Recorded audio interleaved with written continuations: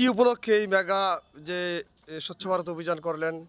এবং আজকে আমরা কিছুক্ষণ আগে আমরা ভেলুয়ারচর গ্রাম পঞ্চায়েতের অধীনস্থ ভেলুয়ারচর জামে মসজিদ প্রাঙ্গণ আমরা স্বচ্ছ ভারত করেছি। তার সাথে সাথে আমরা এখন এই ভেলুয়ারচর বাজারে যে দুর্গা মন্দির সেটাকেও আমরা স্বচ্ছ ভারত করেছি। তার উদ্দেশ্য হলো আজকে 1 মাস ধরে সারা ভারতবর্ষে যে যজ্ঞ চলছে সেই যজ্ঞটা হলো আমার নরেন্দ্র মোদীজির নেতৃত্বে। আজকে ভগবান রাম 500 বছর পর, আজ থেকে 500 বছর আগে ভগবান রাম ঘর থেকে বেরিয়েছিলেন।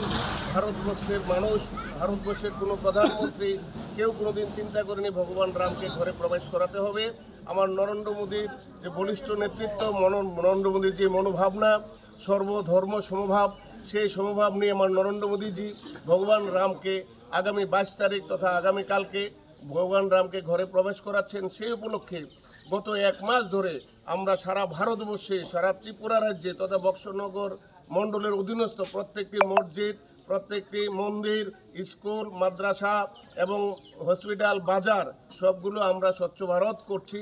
ভগবান রাম ঘরে প্রবেশ করবে সেই জন্য আমরা সেই উপলক্ষে, যার জন্য আজকে এখন আমরা সামিল হয়েছি ভেলুয়ারচর বাজারের দুর্গা মন্দিরের সামনে হিন্দু মুসলমান সবাই মিলে আমরা ভগবান রামের যে ঘরে প্রবেশ করা, তার সাথে সাথে শুধু রামকে ঘরে প্রবেশ করাচ্ছেন না আমার নরেন্দ্র মোদী, তার সাথে রহিমকেও ঘরে প্রবেশ করাচ্ছেন। ওই অযোধ্যার মধ্যে রাম মন্দিরে অদূরে আমাদের ভারতবর্ষের মধ্যে শ্রেষ্ঠ মসজিদ মুসলমানের জন্য তৈরি করে দিচ্ছেন আমার নরেন্দ্র ভাই মোদী, যার জন্য আমরা ভারতবর্ষের হিন্দু মুসলমান বৌদ্ধ খ্রিস্টান এক ভারত শ্রেষ্ঠ ভারত মোদী হেতু মুমকিন হে, সেটাকে সামনে রেখে